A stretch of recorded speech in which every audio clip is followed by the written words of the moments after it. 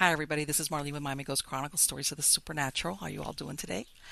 And today I have another expert in the paranormal field, but uh, she is something which I consider so important when you start working in the paranormal field because she understands energy, and her name is Rhonda Russo. And Rhonda, besides having her own paranormal group that she founded, which is a Bump in the Night investigation, she's also a Reiki master and teacher. Okay. And for anybody that's involved in this type of work, it's understandable how important energy is, not only for ourselves as living human beings, but also the energy that's involved when somebody passes on. But anyway, let's get this started. And how are you doing, Rhonda? How are you doing today? I'm doing very well, thank you. How are you? Fantastic. I am so happy to have you on. Because like I told you earlier, I am familiar with Reiki, but you are the first Reiki teacher I've been able to interview. And for a lot of people that are interested in the paranormal and in the metaphysical, uh, energy is basically the undercurrent. As far as I'm concerned, that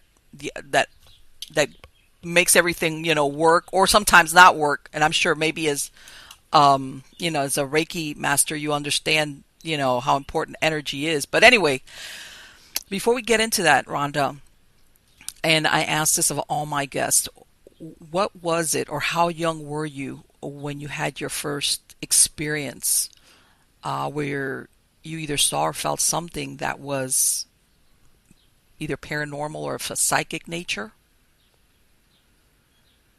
Well, as far back as I can remember, I grew up in a historic town, and I hung around with my grandmother a lot. Okay. She and I would go for walks, and I would see people and that were dressed kind of differently Okay. than we were, and Mm-hmm. so it was just normal to me. And later on, when I became a teenager, the other teenagers kind of, didn't. They kind of thought I was a little bit strange, so I kind of turned it off a little, It's like, okay. or else I wasn't going to get any dates. Well, you can't help it, when. And let me ask you, because you mentioned that, that with your grandmother, uh, Mhm. does this run in your family, where there's other family members that are sensitive? She was very superstitious for a reason. Now I know. And this particular grandmother, when she was, and we didn't know she was passing away, but she said that there was a bright round ball of fire following her around in her apartment. Wow. And yeah, and the next day we took her to the hospital. That night I couldn't sleep. I just sat up like I was waiting for something, and sure enough I was waiting for the phone to ring, and the doctor said that she had passed away. A Incredible. few months before that, we took a picture of her blowing out birthday candles Mm-hmm. on her cake, and there was two orbs behind her, and that was taken with either a 112 or 120. It was one of those little Yeah, I know what you're talking about. Those little cameras, cameras, those little 120 or something like that. mm-hmm. Yeah, and so those were the balls of fire, and people, there's a big debate about orbs and orb photos, but I can see them with my eyes, Oh, wow. and she saw them. So they do exist. There's some type of energy. Don't know what it is, but I do know, and I can tell you for a fact, that you will often see them before a manifestation comes about or an apparition forms. Okay, so do you think, because it sounds like, she might have been sensitive all her life. In other words, do you think she anticipated, did she knew, or did she understand what it meant, or? I don't think she understood what it meant because she was raised very religiously. Okay. Now, her daughter, which is my mother, is very, very intuitive. Okay. She could locate me. And, there you go. And I just thought for sure that I had, she would never find me, and she could. She knew who was calling before you answered the phone. Yes. That kind of thing. Mm-hmm. And I have been doing ancestry research, and I found that granny witches run in my family. Oh, wow. Okay, could you explain a little bit more, because I think that's so interesting. What, especially as it comes to, like you said, ancestor research. The granny witches are like the medicine women of the Appalachian Mountains. Oh, yes. Mm-hmm. Yeah. Right. These were like basically that they have their own set of folk magic and beliefs, is what you're talking about? Right. Okay. Right. A lot of, and they brought that over here. I found that I have a lot of Scottish, Irish, and even some Welsh and German in me. Okay. And a lot of them were very, tribal, if you will, and very, they were healed. They had healers and things. Okay. So it was just normal for them to pass that down. Yeah. I imagine. And so, and even me, I will have the flu in the worst way, and I still will not go to the doctor. I go and I scramble around, and I'll mix up herbs and things like that, and that's how I heal myself. Right, exactly. It's like Reiki. This intuition about what you need, or what the body needs, in other words, to feel better. You know what? Right. And that's one of the things, from what I understand, is that they were also very knowledgeable as far as the use of herbal medicine and things, what basically what you could find around you, because it's not like now that you go to the Walgreens or a CVS pharmacy and, get something over the counter. Back, when you were living in certain areas, you had to rely on what you had around you. So I think that's so super interesting that you found that out about your lineage. Well, yeah, and I did the DNA, ancestry DNA, and I found out that it confirmed that the Scottish ancestry and so on and so forth is in there. Okay. You even have some Pakistan. Well, you know what? I think I did it myself, and it confirmed a lot of what I knew already and everything. But I think it's super interesting with the DNA. That now they could like, in other words, you get the truth about your background versus sometimes families have it all wrong. Right. But I do believe, and some people even, what they talk about, ancestral memory, where even if you never had contact with that ancestor, there's memories that are carried through the ancestral line, and up to a certain point, I do believe that. Especially when it comes to being sensitive, having the ability to heal, or divination. I think that, yes, that is so true, whether it's through lineage or family or both. So here you said, you're realizing I'm sensitive. It kind of set you apart. And what was it? Were you doing what you were talking about with your mom, where you were like anticipating phone calls, or at any point did you start seeing any spirits or ghosts, which later on we'll make a distinction as far as what you're concerned? Like you said, because you're telling me you were seeing people that you were the only one that was seeing it. Well, I'm sure I'm not the only one. Well, no, but I'm saying is the majority of people around you wouldn't have realized, they weren't seeing what you were seeing. Oh, no, they were giving me that side of the eye look, Like, okay, yeah, like, all right. What kind of drug is she on? Yeah. Give me some. Yes, yes. But yeah, and I tuned it down, because if I didn't, I would not have had, I only had a few friends anyway. I was raised in the country, and I had lots of pets, and I would go out in the nature, and my parents, they're both atheists. So Okay. I was raised with a blank slate. Now I have Lutherans on one side, Catholics on the other, Right. but my parents decided they're not going to believe in anything. And Hey. that's how they raised me, which I'm thankful for, because I wasn't told, that, oh no, there's only one ghost and that's the Holy Ghost and blah, blah, blah, Right, blah, right. You blah. you make your own I got to, discovery. right. And let me tell you, sometimes, and that's a very brave thing for parents to do sometimes, which is allow their child to, develop spiritually. You know, Hmm. if they choose to do that, as long as it's not harmful, I imagine it. Yeah. So in a way, Hmm. I understand exactly where you're coming from as far as, they weren't trying to mold you into any type of belief system one way or the other. Um, so were you seeing people like, because I used to work with a girl, and it's so funny Hmm. because she was, when Halloween came around, she wouldn't even come to work because people with masks scared her. And one time I asked her, I said, "What is it with you?" I mean, she was terrorized, and she goes, "Ever since I was a little kid, I could see people." She goes, "I would be driving in the car, and we would go by cemeteries, and I would see people standing in the cemeteries." And this scared her so Hmm. badly that then, even as an adult, I mean, when it came to dressing up or masks or anything, it was understood. I mean, everybody knew she was not going to be into work on Halloween because, of course, people would dress up to come into work and all of that. And was that what was happening with you? Was it only at cemeteries, or was it just everywhere that you happened to go that you were seeing that?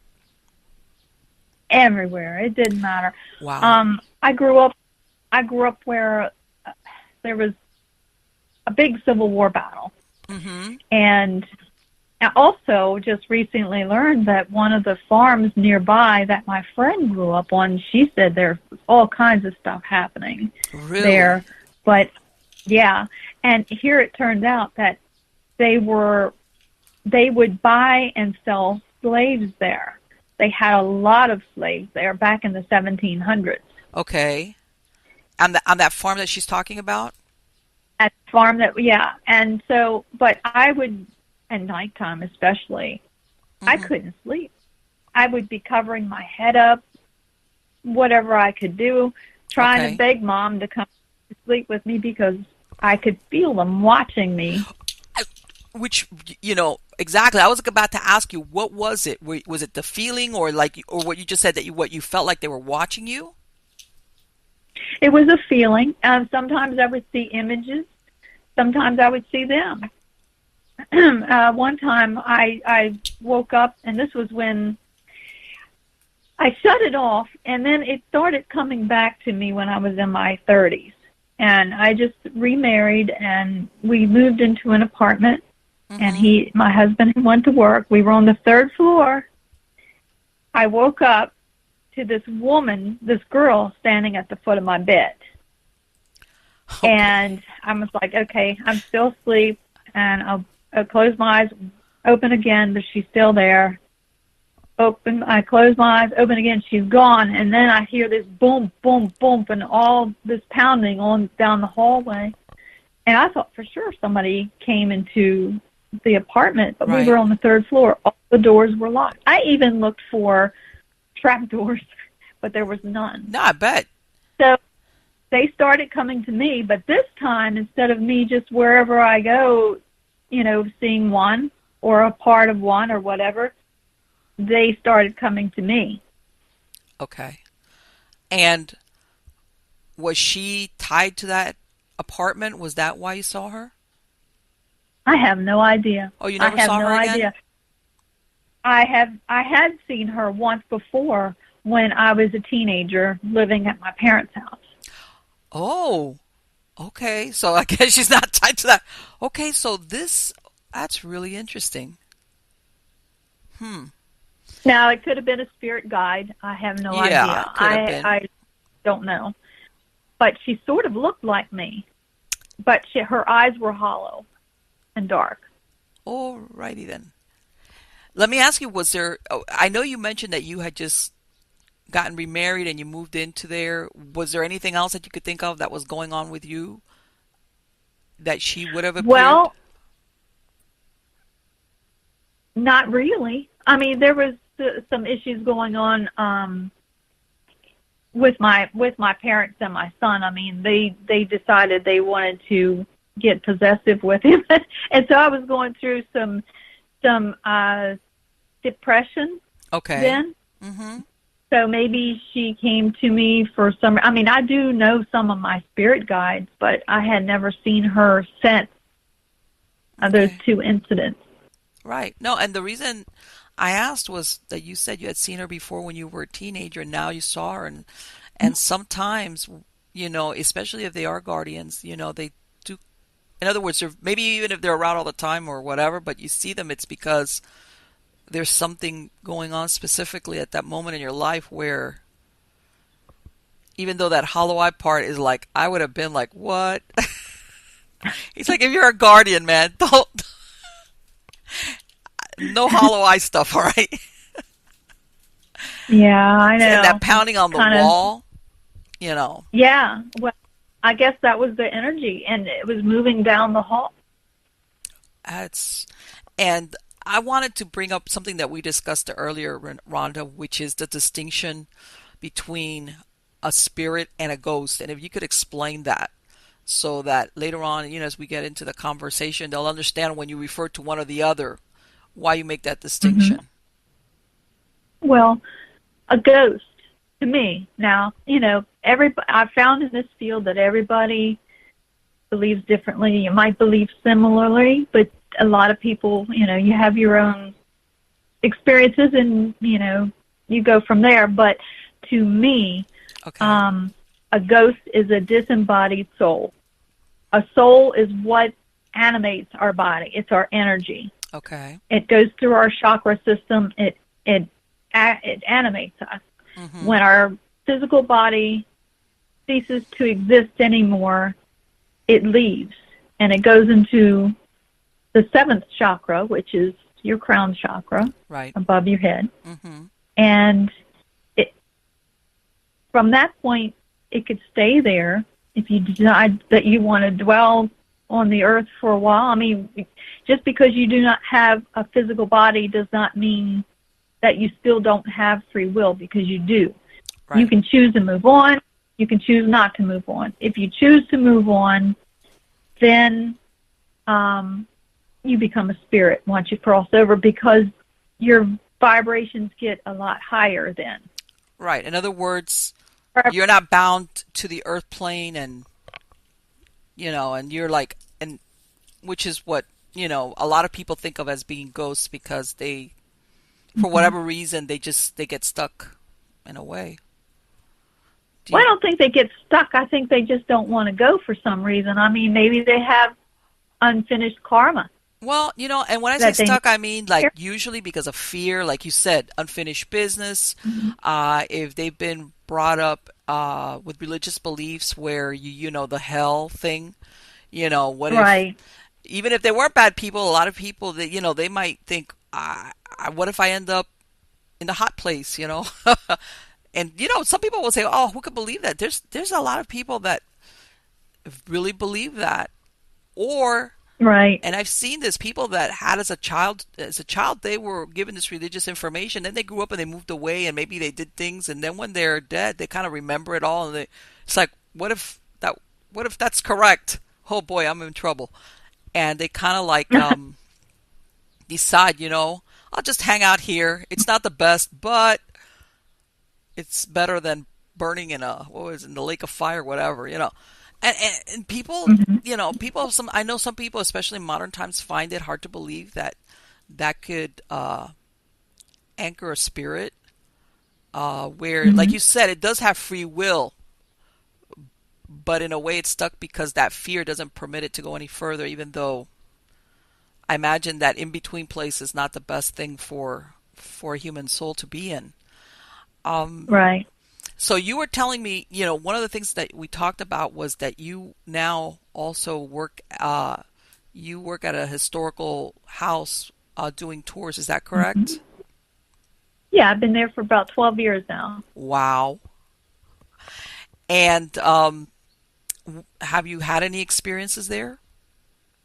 I have, but none with ghosts. I don't think. Okay. I think these were more or less visiting spirits.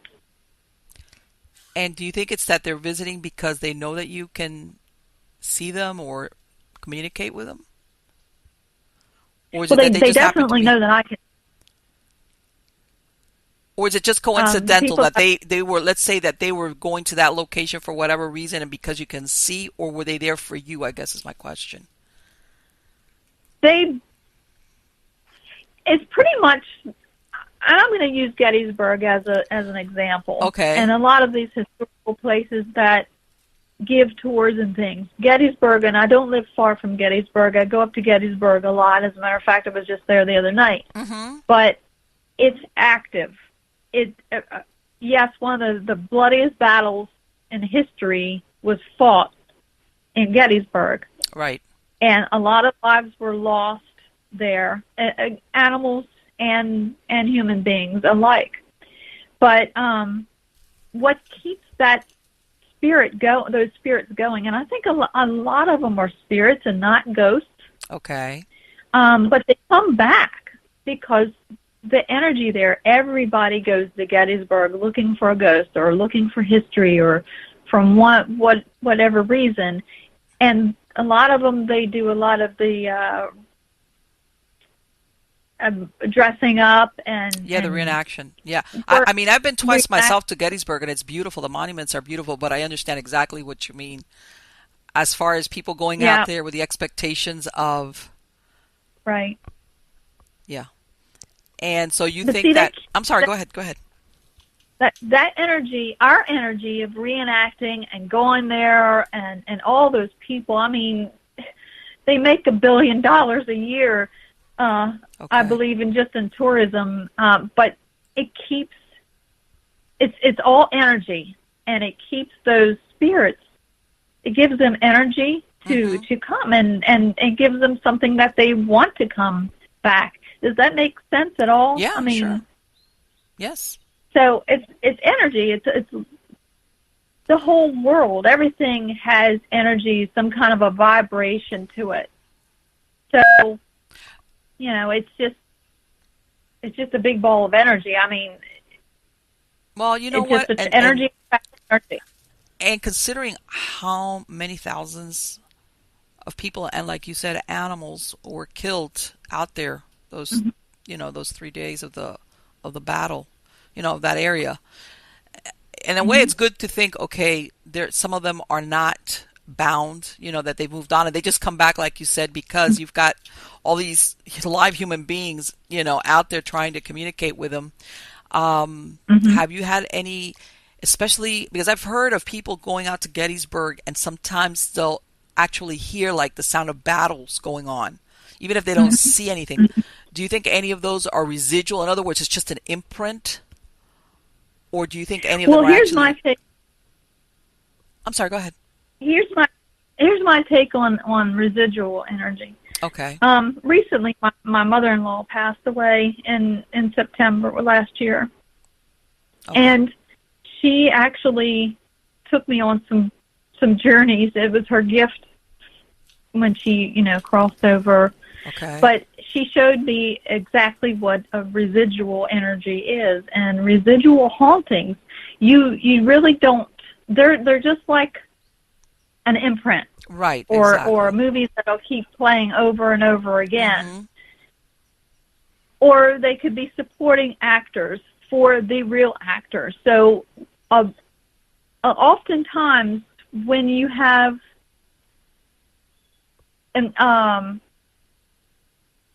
intelligent hauntings, you will also have residual hauntings with it. Yes. Okay. Does that make sense?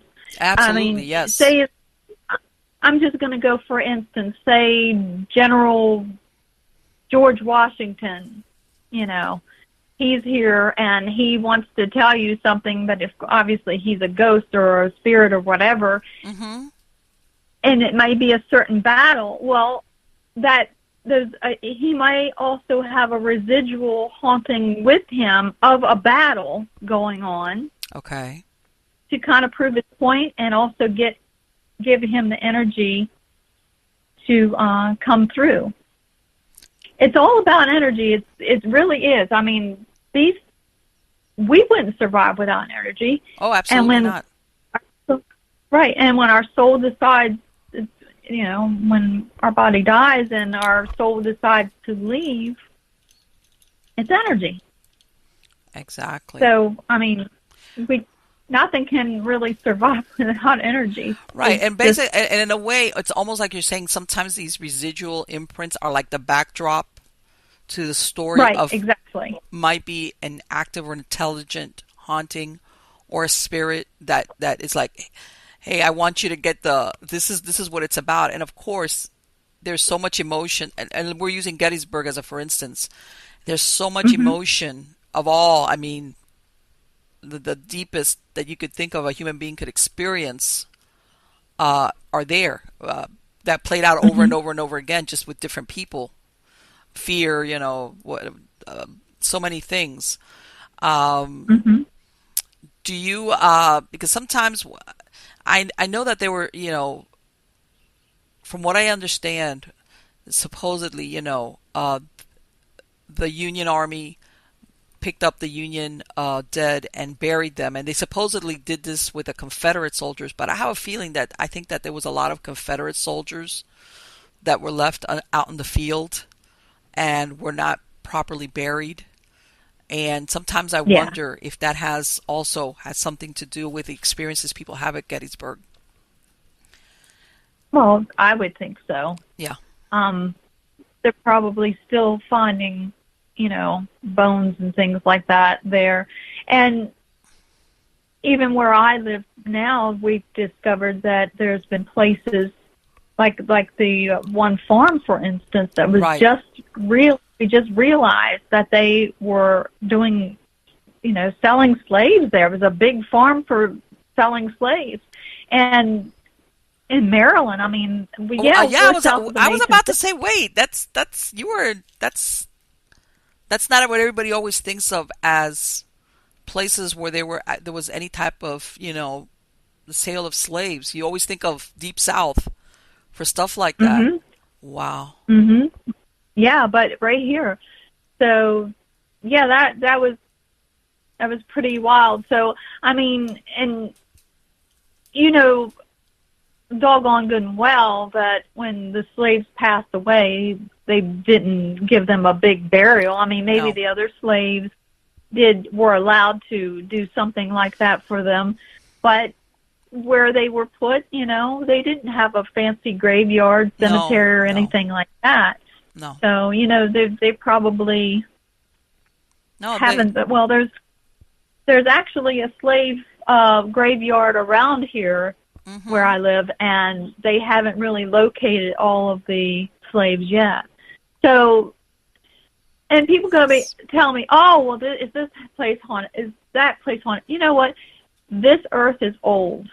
It's Yes. old, and so Yes. just about every square inch of it, something has probably died, even if it's as minute as an insect. Yes. So you have a lot of different energies going on here. I mean, I think that the animals cross over, but my pets have actually come back to me and from time to time, and I can feel them walking on the bed, and I think it's one of my cats that I have now, and I'll open my eyes and look, and no, there's Nobody none there, huh? there. Yeah. I know what you Yeah, mean. nobody there. Yep. Yes. And I know exactly as far as because I myself I lost one of my dogs a couple of months ago, and he was a bigger dog. He was a husky, and Mhm. every once in a while, out of the corner of my eye, um, I'll see like a flash of his fur, and I know it's none of my other dogs because all my other dogs are really small little dogs. So it's like Mhm. it rules out it's one of my other dogs because he towered over my other dogs, and his favorite thing was always to hang out with me under my computer desk and just you know stay in the air conditioning because Yeah. especially now in the heat. But yes, I understand exactly what you mean. Um, Mhm. and as a matter of fact, sometimes I have two big windows right in front of my computer desk. Sometimes I would let him out and I would close the door and he would come out of a chair and stare at me through the window like, hey, open the door, let me back in. And a couple of times I've seen what I thought was him. And again, it's none of my other dogs do that. He was the only one that would do that. That would look at me through the window like, hey, open the door. So I know, I understand exactly what you mean about that. They come back like, and you know, you said something also, Rhonda, which I thought was really interesting, which is that you said you use the Reiki on live people, but also on spirits. If you could talk a little bit about that, because I think that is so interesting. Well, the whole reason that I wanted to learn Reiki, I'm a big animal lover. I actually like animals more than I like most people. I know what you mean. They love you unconditionally. So what can I say? But my cat, Kitty, was sick. She had lymphoma. And so I wanted to make her as comfortable as possible, so I took Reiki level 1. Unfortunately, the day that I was supposed to get finalize my Reiki level 1, Kitty had died. Okay. But I do have my level 1 too, and I'm a master now at level 3. But that's the reason why I got into it, was because I wanted to help heal her.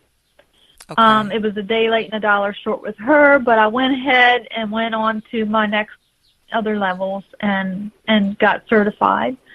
Okay. Well, my other cat, Lily, came down with oral cancer, and that's a kind of a slow cancer. Oh. Normally they'll just starve to death, rather than, because it just eats away at their mouth and then up to their brain eventually. Oh my God. Yeah. So she would have, and I'm one of these kind of people, and people tell me, oh my God, you should have your animal put down right away when it's, no, I let them tell me when it's time to go. Okay. If they want me to help them cross over, they tell me. Some animals, some of my pets would not let me go take them to the vet or have a vet come here. They hid and would not. They wanted to die on their own terms here. But anyway, Lily got the oral cancer. So with this, she would get these bouts of bleeding. And as it progressed, she would have more frequent bouts of the bleeding, and it would be more blood, and it would be a little bit longer. And the one time she got one, and normally it wouldn't bother her, but as she bled, it was awful. And she was walking around the house then because she was upset with it, and it wouldn't stop. So I'm like, well, wait a minute, I'm a Reiki master. So then I did my symbols, and she came right over to me, sat down, and just stared at me and wanted it. And she accepted it, and the bleeding stopped. It turned right off just like a faucet. Wow. So that in itself made a believer out of me. Of course, 2 weeks later, I did have to help her cross over at the vet because she was just starving. Right, exactly. Yeah, but that's what led me to be the Reiki master. Then what really turned me on was my teacher. She said, you can also heal spirits or ghosts or souls or whatever with this. You can do a past life healing on yourself. It's just not just a physical, ailment that you can heal. Okay. So that really turned me on because I was already a paranormal investigator. So I do that now. Okay. I work with a wonderful, wonderful lady. She's a friend of mine. Her name is Terry, and she's a medium. Okay. And she and our technical person, Sharon, we three of us go in and we investigate. But Terry and I will do healings together. She's big into the angel healing, and then I do the Reiki. And we have actually, worked on humans, but also we have cleared houses of ghosts that way. And it really actually does work. I mean, wow. These people, one in particular, they could not get any satisfaction. It was working, whatever was in that house was working on their teenage daughter. This girl was a really good girl, and she just decided she wanted to start doing, things that weren't so good. Yeah. We went in there, we cleared the house. I used the Reiki and cleared it out that way, and these people have not had a problem since. Isn't that, when, and I'm glad you mentioned that, Rhonda, because like you yourself said, even though you have been trained, you yourself had you wanted to prove to yourself this does work. And I think that's, yeah. In other words, and based on the feedback, like you said, with your animal and the thing with within paranormal investigations, I think that is like such a useful tool. Because like you said, at the end of the day, it's all energy. What we're talking about is a human soul, which is the energy that's left over when your body is not alive anymore. And you have it with that. Have you ever had to cross over any animals have you ever gone to any paranormal investigation or any location? And you've I know that usually animals don't have the hang-ups with the dying part, but have you ever come across anything like that that you've used a Reiki on an animal that's in spirit form? I haven't had to. No, I really don't run across a whole lot of animals. Okay.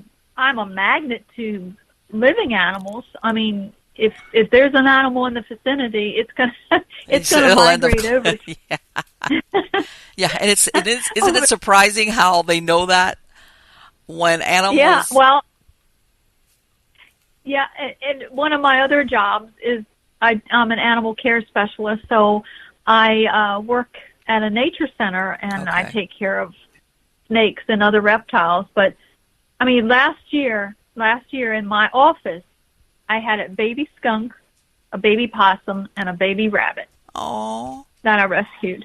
Aww. All three, I got them well, and they're out on their own now. So I think that is fantastic. Well, down here where I live at, we're having a problem with our snakes because they've introduced invasive species into the Everglades, and unfortunately they're battling it out there because since it's become like a top predator in the Everglades. The climate here duplicates almost like where they come from, which is down in South and Central America. So, unfortunately, a lot of people irresponsibly buy them as pets and then they let them go, which is a shame. Yeah, that's sad. It's really sad because the animal in the long run is going to be the one that's going to have to suffer for it. Oh yeah. Or they get people just sometimes they make rash decisions when it comes to pets, and especially something like a snake is like, just drive and drop it off, in the bush, and there the next thing you know.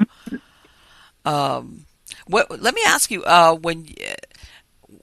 where you work at, what is it? People bring in their animals that they come across that they found or things like that, and they bring them into where you guys are at?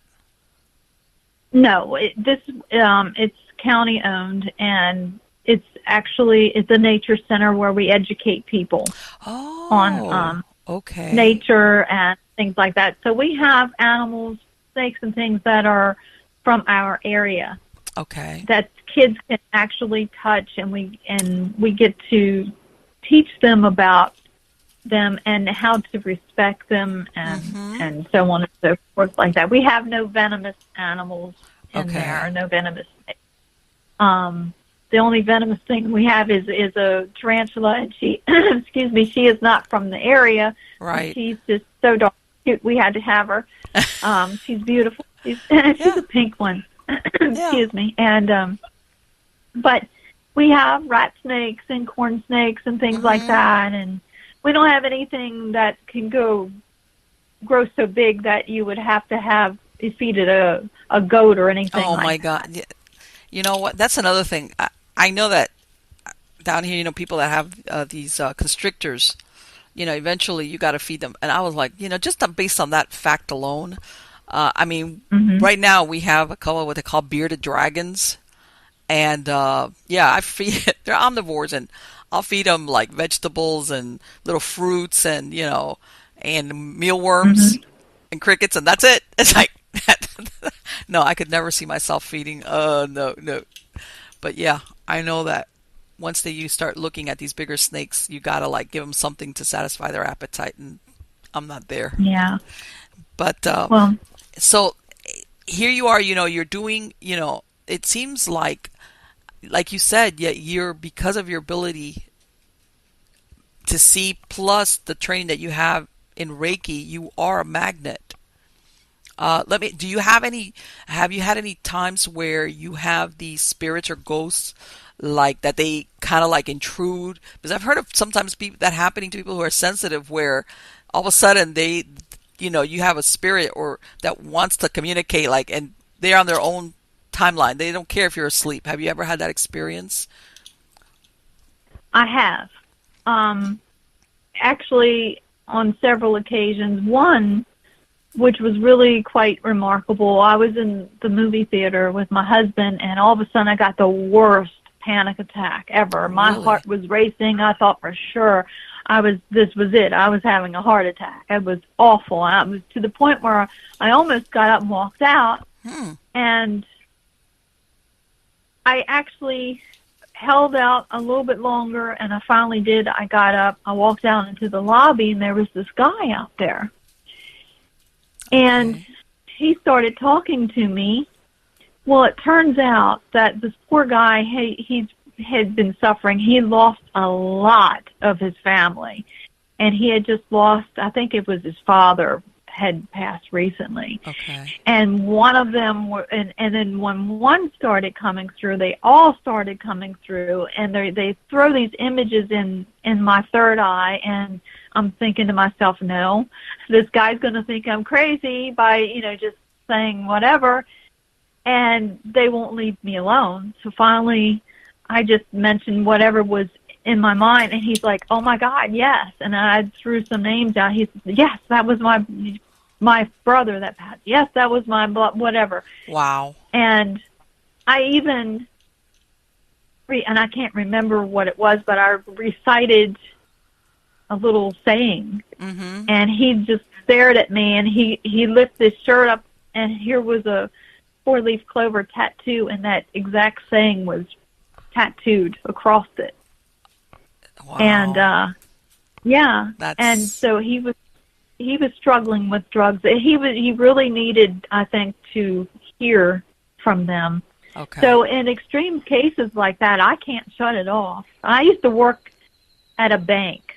Okay. And certain customers would come in, and the images would start coming to me, and I couldn't say anything to them. Yeah, because I can imagine. Fired. So it was just driving me crazy, and it wouldn't stop.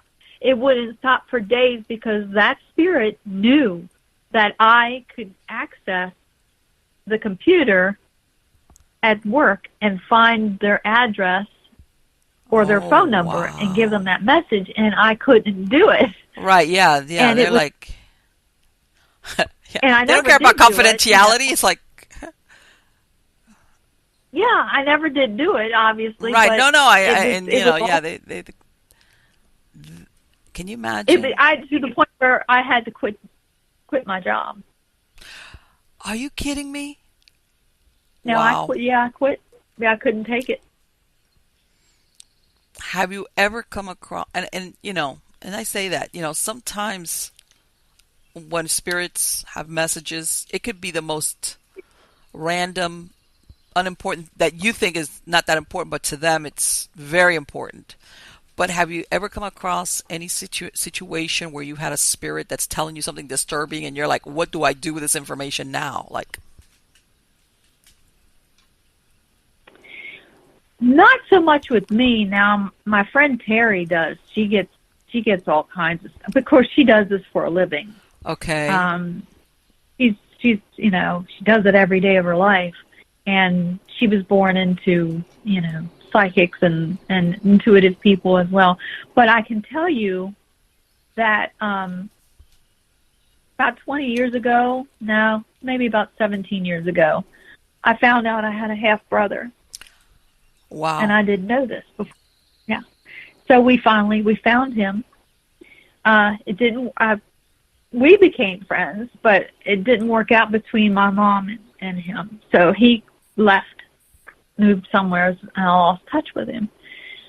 Well, I was wondering about him and thinking about him a lot. This was then about 7 years ago. I started thinking about him more.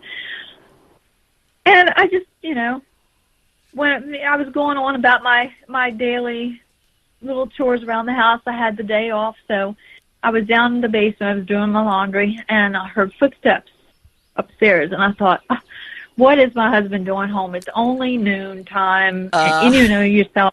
They're there. It just breaks your whole genre, and you can't get anything done.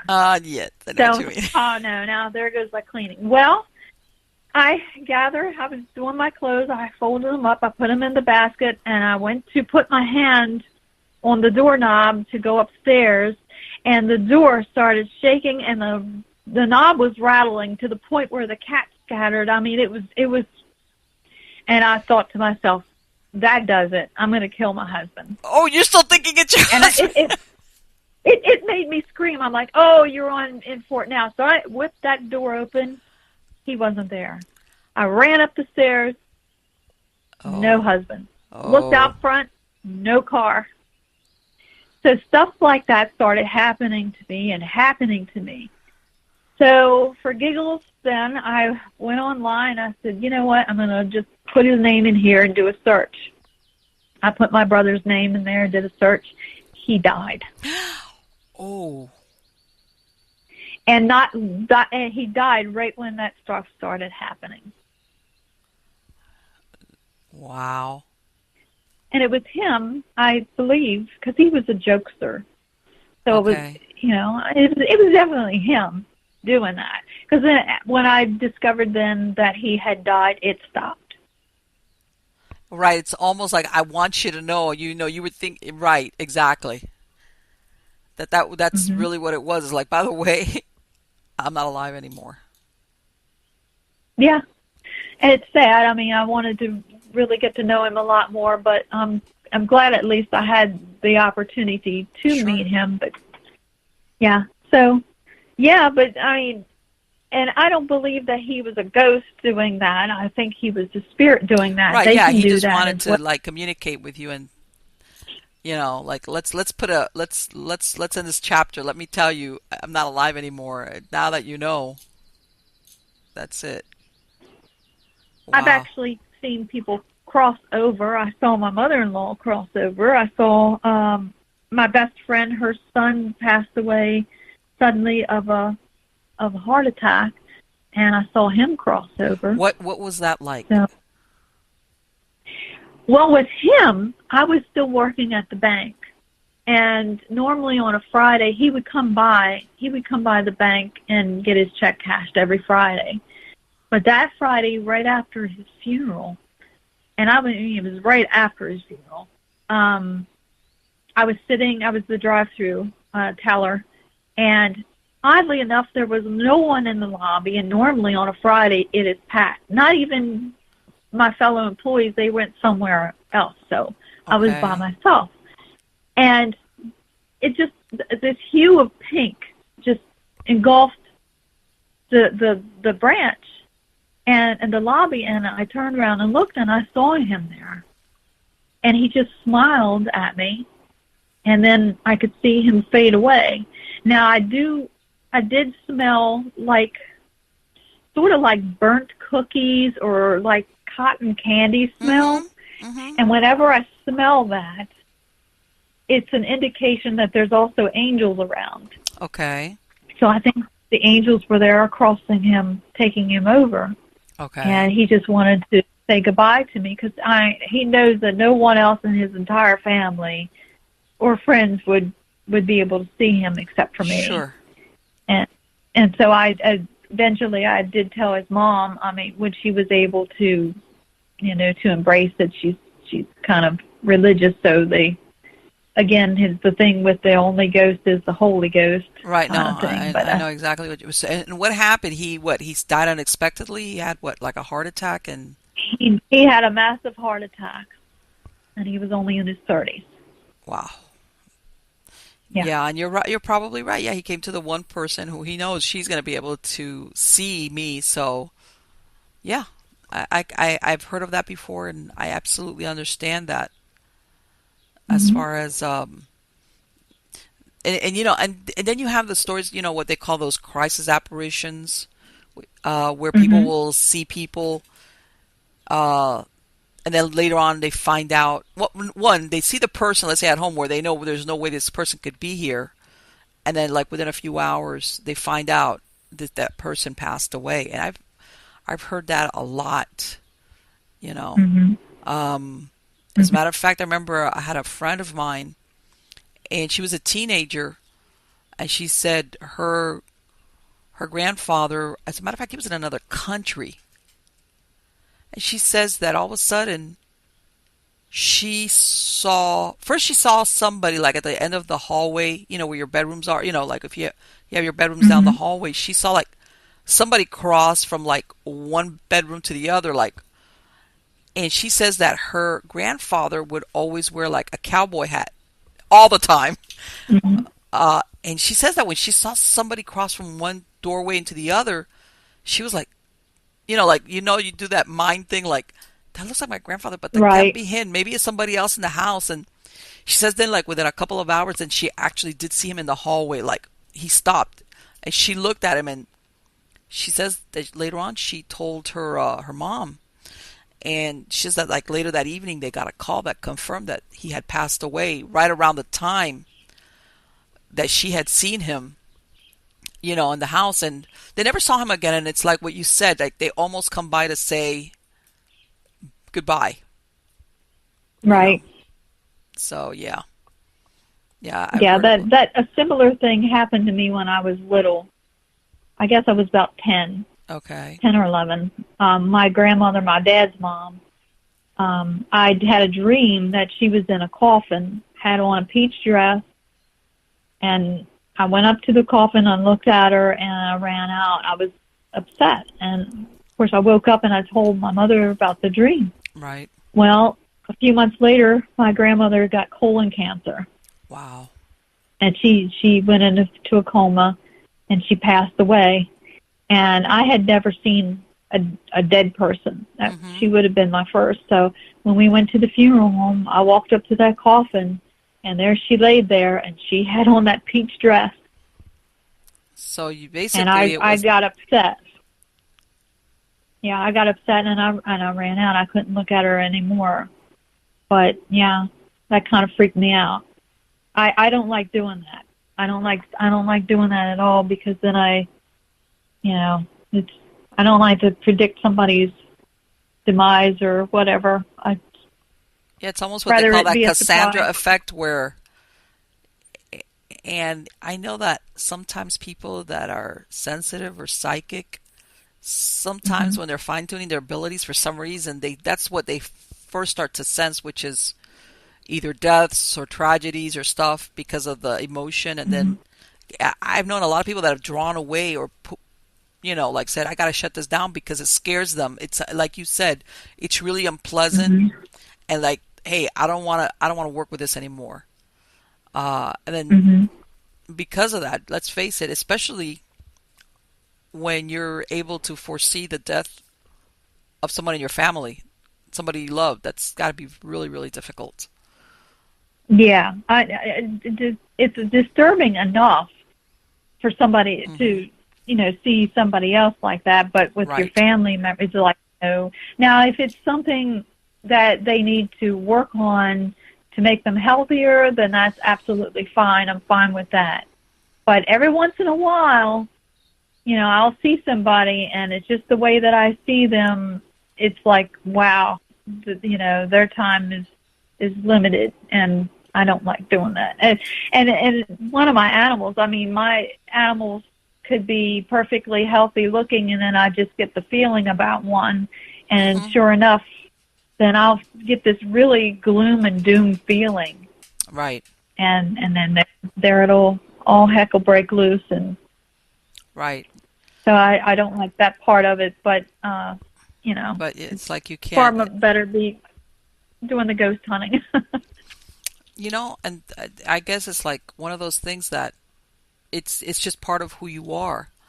Let me ask you, have you ever run across, whether it's been on a paranormal investigation or just because you're at a certain place, have you ever run into something that's really, really negative that you're like, I'm out of here? I get that way when I'm in a hospital. Oh, boy.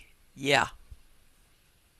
I get that way when I am in a cemetery. Does not bother me at all. Mm-hmm. Although I can tell you this, one time, this was back when I was a teenager, and like I said, I was trying to turn it off, but I did keep my intuition going, so I knew right from wrong, what I should and shouldn't be doing. Okay. But one time, my boyfriend and I had to go to his grandparents' house because they went away for like a month, and so we had to check on, everything. And I had been to that house plenty of times before, but they had their electric turned off. So my boyfriend was going to check on everything, and I said, well, I'm going to go to the bathroom. And I've been in the bathroom in that house many, many times. Of course, it was dark, but still. Right. Well, I ended up in this room, and I'm like, where am I? And I just got this really, really, really bad feeling that I should not be in that room. And honest to goodness, I know that spirits were just looking at me and just not wanting me there for some reason. Mm-hmm. And finally he came into that room. He said, what are you doing in here? He said this, and I said, I know, I thought I found the bathroom. Well, he flashed his light. There was a whole line of portraits of ancestors lined up on the floor. And I mean, really, really old ones, like 1800. Really? Just staring at me. I'm like, oh, man, I don't even think I used the bathroom. I was like, let's get out of here. If everything's okay, take me to the gas station. Yeah, anything but here. Because that was really, but then again, I was still young, and although it came naturally for me, I didn't have anybody to help me with it.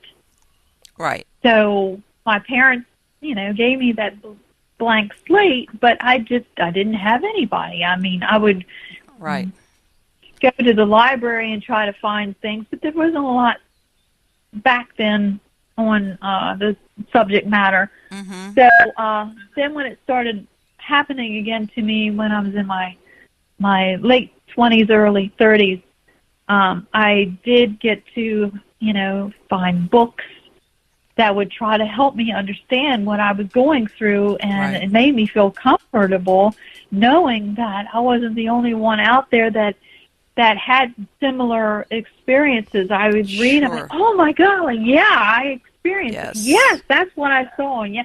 And it made me feel really good. I mean, one of my first books that I started reading was Sylvia Browne's, and I did get to see her a couple of times. Mm-hmm. I did get to see. Now, here's the thing with John Edwards. My husband and I would watch his show, Crossing Over with John Edwards. Right, yes. And I used to have a pet groundhog named Heidi.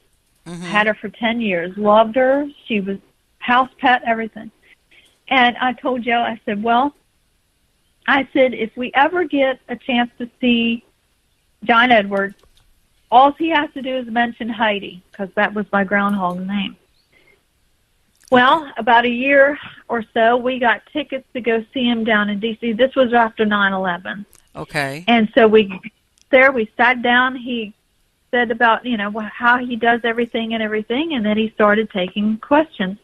He called upon or answered the lady right behind me, and that was the first question that he took, and she was asking him a question, and he stopped her. He said, wait a minute. He said, what's your name?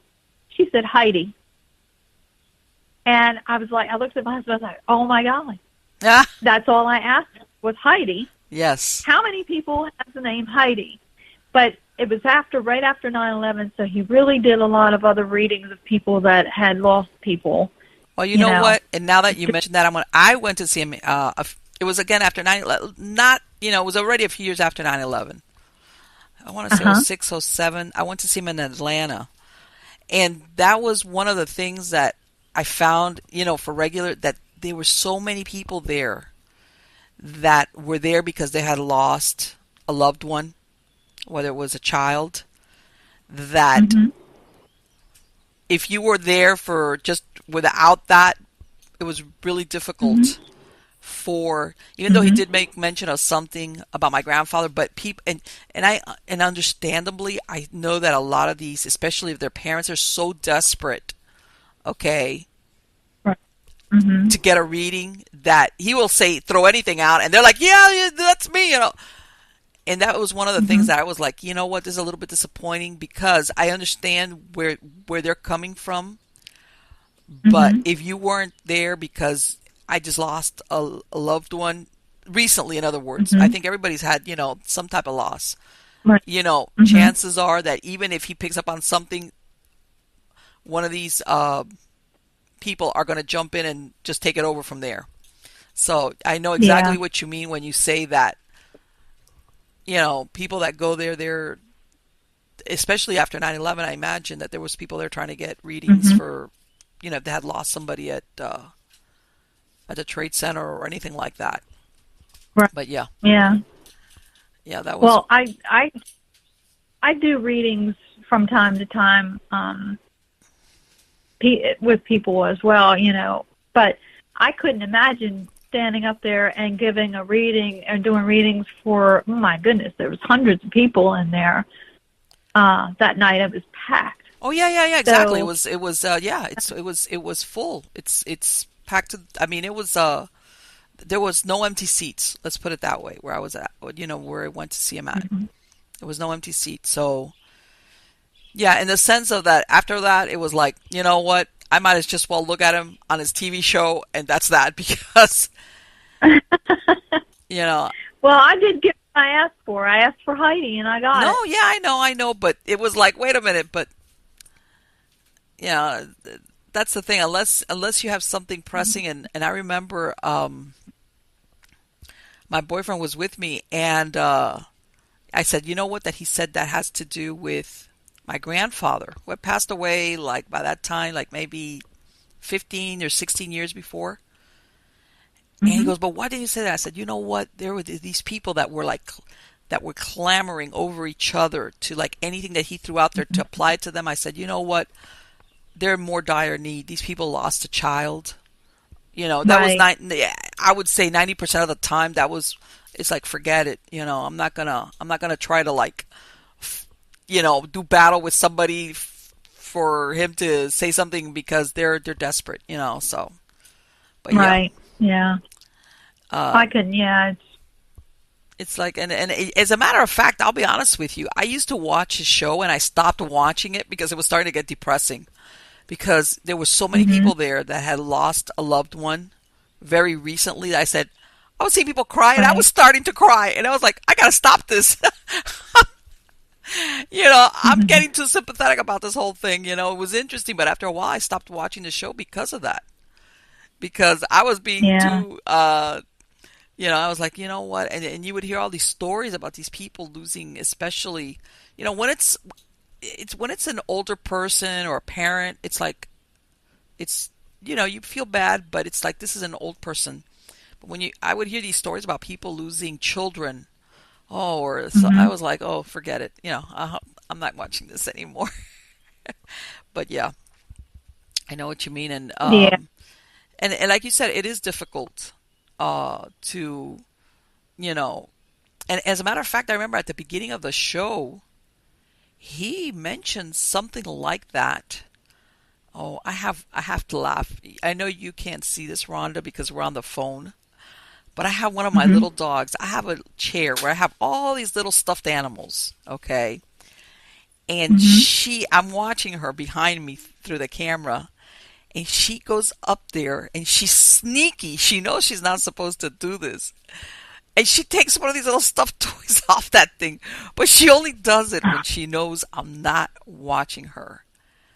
And coincidentally, her name is Aw. Trouble. And now it's like, and I realize it because I'm looking behind my chair, and I see something moving, and it's like her going on the chair and pulling down one of the little stuffed animals.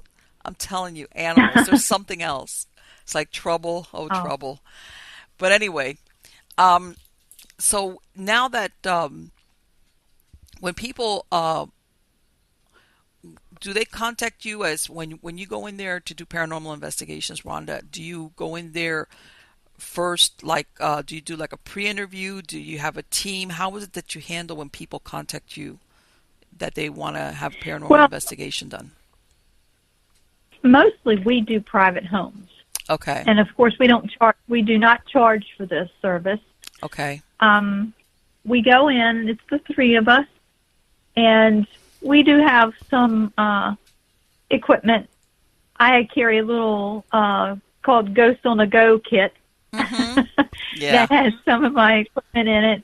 I use both. I use electronic equipment, but I also use like divination equipment. Okay. Which like dowsing rods, all right, pendulum, that kind of thing. Okay. We'll go in there, and of course we'll talk to the people, and a lot of times it's not even a haunting at all. It's something to do with the person. Like the last case that we were on, it was more he was drawing them in, and he actually has this bright soul that actually likes to heal. I mean, he's like a, well, some people refer to him as Michaelites, but he just these souls gravitate towards him, and even living people gravitate towards him. Okay. For help. He's just those types of people. Okay. So but every case is different. So what we do is if it is a haunting of some description, we will clear the house for them. Some people don't want it cleared. Yes, I know. And that's okay too. But chances are they're going to want, the energy level changed in there, and we will change the energy level for them, get whatever is in there out of there, and school them on how they can help protect themselves from further invasion of things like that. Now, with the instance with that guy, I mean, he's obviously going to have to learn how to live with his abilities and how to get them a little bit, better and use them. So, but every case is different. And we're working with one man, and he just would not listen to anything that we had to say. And he just kept putting it on and drawing more and more to him. And he was almost to the point where he was possessed. And there was nothing we could do about it because he would not listen. And then you have the people that get you in there, and then as soon as you're out, another ghost group comes in, which is not a good thing to do. Yes, I've run into those scenarios, yeah. Some of these ghost groups, we actually come in afterwards because they open up these portals and don't close them, and then you've got more problems because oftentimes people say, "Oh my God, I had them in here and it just got worse." Well, yeah, because they didn't know what they were doing, and they didn't close the portals. So that's what we do. We come in there, we close it, we suggest to them what they should do. Like one of the major things that I suggest people to do is eat healthy, live a healthy lifestyle. Eat healthy, get your sleep, plenty of water, drink plenty of water, lemon water especially. But you also need to start up your chakras and cleanse them and align them daily. so that your aura can be nice and strong. And that, of course, is your force field and will keep, unwanted spirits, entities, or whatever away. Exactly. The higher your vibrations get, the stronger you're going to be. Now, if you get into like the demon level and things like that, they have a very, very low vibration. Yes. You raise your vibration above them, way above them, they're not even going to be able to touch you. I tell people time and time again, light will, erase darkness every time. Well, I'm sure you've seen that in energy, that like attracts like, almost like. Right. My biggest motto is education replaces fear. Yes. Number one, don't be afraid. Do not be afraid. You're lowering your energy level, your vibrations rather, and then you're susceptible to any kind of, lower vibrational thing, which they're pretty negative. Raise it up. Don't show it fear. Do whatever you have to. You don't have to. A lot of people say the Lord's Prayer, or they'll pray the rosary, or whatever you believe in. Right. Start doing that because it raises your vibration. It makes you feel good. Turn on good music. Open up the windows. Let the light in. Raise the vibrations of the house. Salt water. I use the heck out of salt water. I love lavender. Eat it. Sprinkle it around your house. Grow it outside in your yard. Let me ask you something. And I totally understand what you're saying. And I've run across this where you said something really important, where people fear and almost they give up control. That the fear overcomes everything, and it's almost like it's a vicious circle where that fear drives them giving up control, and they feel very helpless. And then, of course, this is their house or the place they live or whatever, and it's like they almost like let it take over and dominate their living space and how they live their lives. And I run that across that where I say, I understand about the scared stuff, or sometimes you experience things that you're like, or the feelings that you get depending on what's happening there. But it's like, at the end of the day, this is where you're supposed to be. You're a living incarnated being, and this is your plane, So the one that's supposed to be running the show here is you. And I come across where a lot of people just like, they just kind of step back and feel very helpless, because and I'm going to blame some of the shows that out there, they make it always, everything is like the nth degree of bad. And I say, no, sometimes even if it is a legitimate paranormal occurrence, it's not always going to be, I'm going to use the D word, demonic, Right. It could just be a lost ghost spirit. I mean, whatever. It doesn't all, but everybody, unfortunately, they go to the worst case scenario. And it's like, stop with that. You're making it worse as a matter of fact because of the energy you're giving off, which is fear. Right. And I've seen, but I've gone in on investigations where, they might have something happening, but the anxiety that they're living, they put themselves under, it makes it 10 times worse than what it actually is. And like every little creak and groan in the house, it's like, oh my God. And it's like, no, that's just a creak and a groan. That's it. We've actually come across people that would manifest things like that. They would bring that energy and make things happen like that. Oh, and sure. It's not anything. It's not a ghost. It's not a demon. It's them. Yeah. And you just can't explain it to them. And one of my pet peeves about the ghost hunting shows is that they go in there, they're looking for a ghost, they're trying to obtain evidence, and when they get it, they get scared brainless.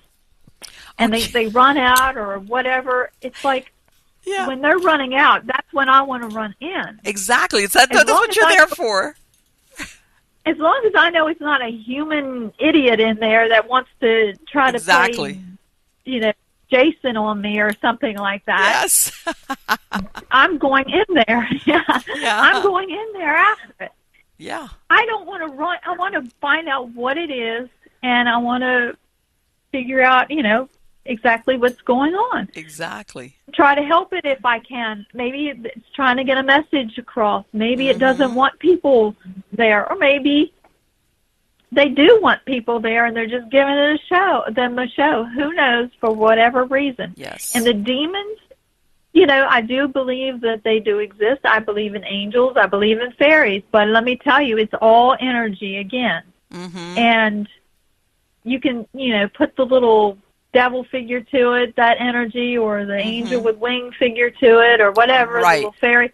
But it's all, at the end of the day, it's all energy. Yes. I agree with you. It's all about raising your vibrations and so on and so forth. But see, demons sell. I love to go watch a good ghost movie, but it always just about turns into a demon. Have you noticed? And I hate that. It's always. That's why I said I'm going to use the D word, because it's like, come on, folks. It's like, and I guess it gets to the point where the scarier the better. What's more scarier than something that's non-human?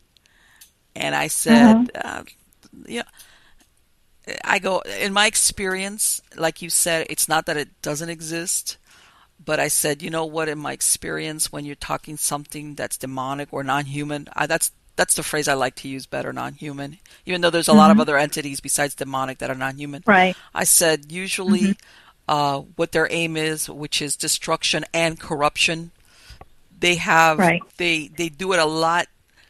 They're not, they don't want to be chased out, so they kind of like go in there a lot slower and low profile. Okay, than making you spit out green soup and walk backwards or something like that. You know, I tell them, believe me, you know, and I tell people, and I've had situations where, you know, because, you know, I am a trained hypnotherapist, and I do work with spiritual attachments, and I have had cases where people have had attachments that were non-human, and you'd be surprised what the point of origin was. Sometimes it's 2, 3, 4, 5 years before. Okay, you know, maybe by the time that that person crossed paths with me, it's their life has been unraveling for years. And then, you know, when you talk and you go back, you find like what I call patient zero, or the point of origin. And I said, you know what, like Hollywood always makes it think like, you know, 3 days later, you know, everything is falling apart, or you're talking in language, you know, in tongues or whatever, all this stuff that's supposed to happen to you when you're possessed. And I go, you'd be surprised what will happen and how long it takes. But where it takes you is basically that you're a miserable human being and your life is unraveled, and you know, everything has become undone. Which, by the way, I'm not saying all human beings, we have ups and downs. You know, good things happen and bad things happen, and that's normal. That doesn't mean there's anything demonic attached to you, but it's where you see a consistent flow downwards. And I said, yeah. I do believe in that, but you made I think it starts also a lot with the fear and then the anxiety, and then it snowballs from there as far as you know, what ends up happening. It can get, the sheer imagination can really run wild. But let me tell you, if I run into anything that makes me gravitate, I'm keeping it, because then I'm going to be starting to fly, and I do not want to use my car anymore.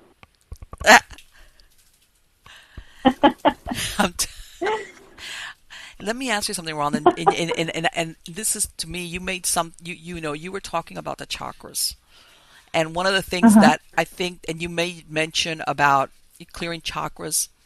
What advice do you give people about being grounded? Because I think a lot of people also, and I think especially if your lifestyle is very hectic, Hmm. which unfortunately it's hard not to do it, especially, nowadays everybody's trying to multitask. Right. What advice do you give people as far as grounding themselves and what it does as far as your chakra and things of that nature?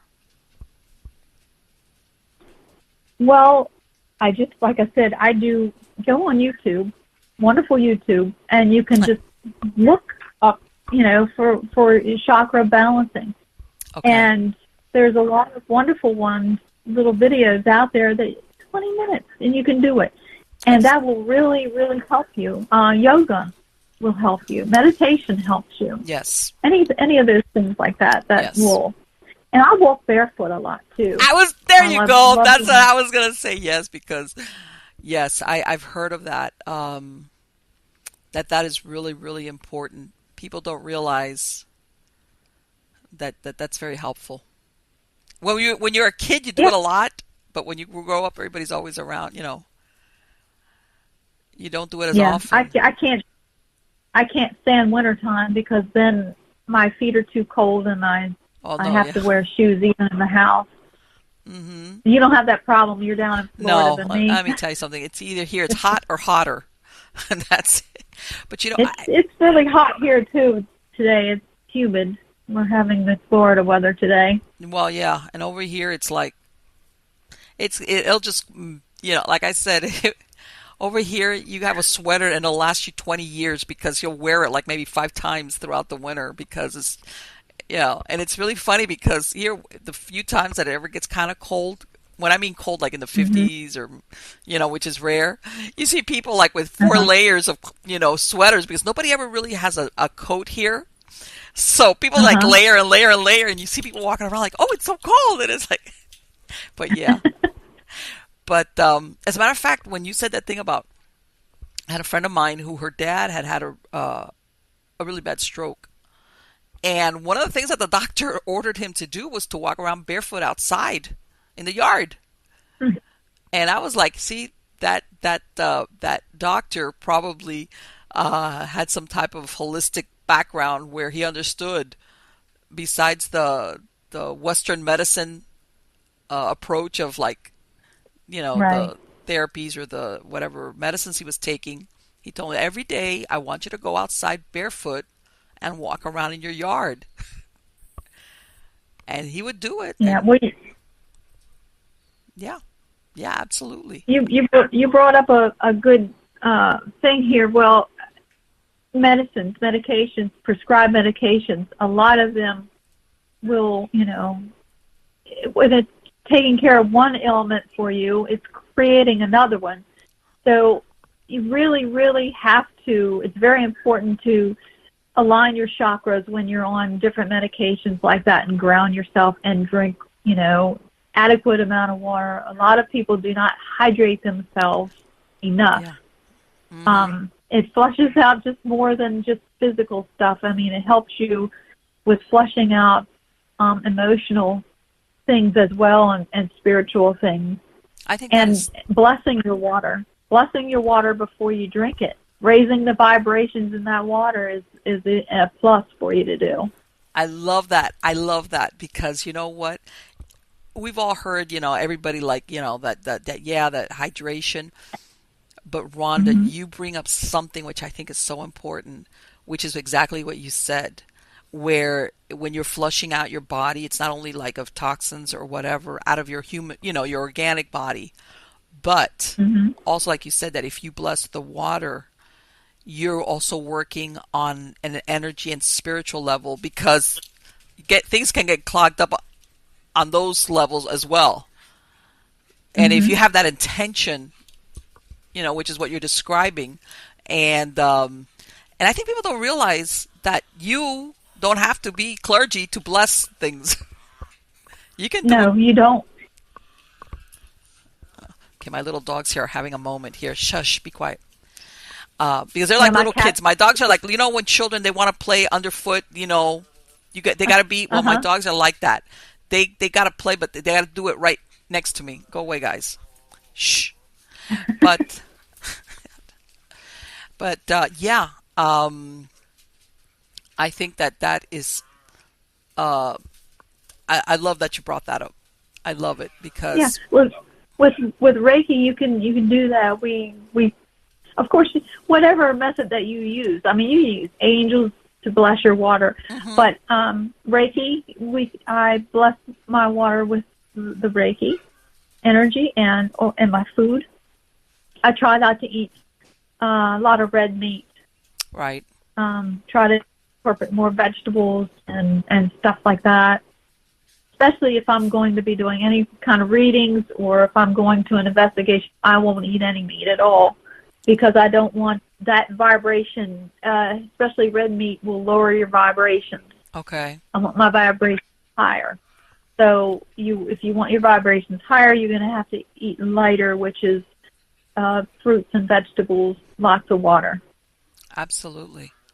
So, Rhonda, if anybody wants to, I mean, I'm going to include the link to your website on the credits of the show. Mm-hmm. But if anybody wants Mm-hmm. to get a hold of you either for an investigation or for a reading, let me ask you, do you, besides readings, do you do any Reiki work if somebody asks for that? I do. As a matter of fact, the end of this month, I'm going to be doing Reiki on animals. Oh, Um, yeah, I like doing the animals a lot more than people, okay. but I do teach. I do teach. I can teach and certify people Okay. in Reiki. I also, with my friend Terry and Sharon, Uh-huh. we have a little show on Facebook. We do Facebook Live. It's called The Haunted View. Okay. Okay. And so it's like The View, but it's The Haunted View, and people call Hey. in and ask us questions and stuff. Oh, great. Okay, I'll put a link to that as well. So how often do you have that show, or do you announce it on Facebook that you're going to be doing We that? announce it. You announce it? Okay. We announce it on Facebook, and plus we do it like once a month. We Okay. try to get together once a month and do it. Perfect. That's great. So So the that next one is going to be the 22nd of this month, I think. okay, so that's going to be in about 4 or 5 days. Okay. All right, that's fantastic. But the Well, best thing is to hook up with you guys maybe. on Yeah, it is. Facebook Yeah. because you guys, you announce it beforehand what the dates are going to be that you're going to have that show. Yeah, it should be Tuesday the 22nd at noon. Okay. Okay. That's what we set it for. And And that's what is it? something. Do you do readings as far as like from a psychic point of view, or is it, do any of you guys use any type of divination tool? How is it that you do the readings? Well, that is just a show where people will ask a question. We don't do any readings on the show, Oh, okay. but people have Facebooked me, Mm-hmm. and whenever Spirit gives me the urge, I will go and look, and whichever one that they want me to do, I will do that, and I will give them a reading. And I don't charge for the reading because I don't do it for a living, and I don't do it all the time. Right. But just for those that really need it, I Okay. do. But Terry, on the other hand, she does do them for a living, and Mm-hmm. she does charge, but she's very reasonable, and she does I think online readings as well as Okay. on the phone. But she also has her little Right. Okay. office that she does Where readings she does for as readings well. But and I can see where there's people that I know sometimes that you develop relationships with them where, once they find somebody that gives them an accurate reading, they don't want to lose touch with that person. Because in your case, what you were saying is, you only do that when you feel like the urge or something, or there's a communication that you feel that needs to be made. But your friend sounds like, since she does it on a consistent basis, you know, mhm. if there's clients out there that they find somebody that they really work well, they're happy to be able to get back to this person and Mhm. and continue to work with them. So yeah, absolutely. Oh, my dogs, I'm telling you.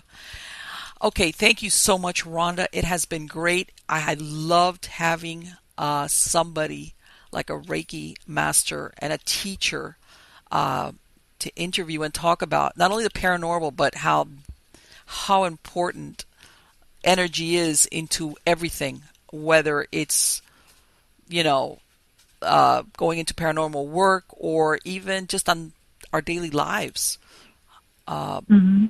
because that impacts basically what we call to ourselves or what we experience, what we manifest, in other words.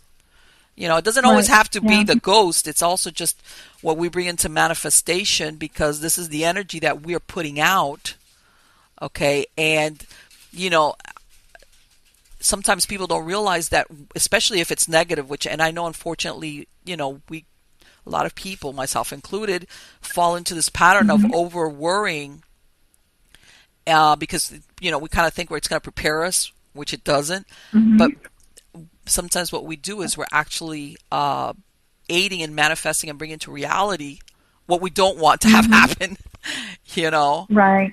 and we don't give ourselves enough credit as human beings of how powerful we are when it comes to energy work, and it works against you. And that advice that you said about the water, I'm telling you, I'm the first one that I have to remind myself, like, go drink some water, go drink some water, go drink some.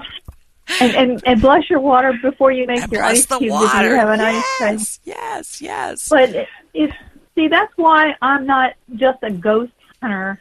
I'm a paranormal investigator. It's a wide spectrum Yes. of things.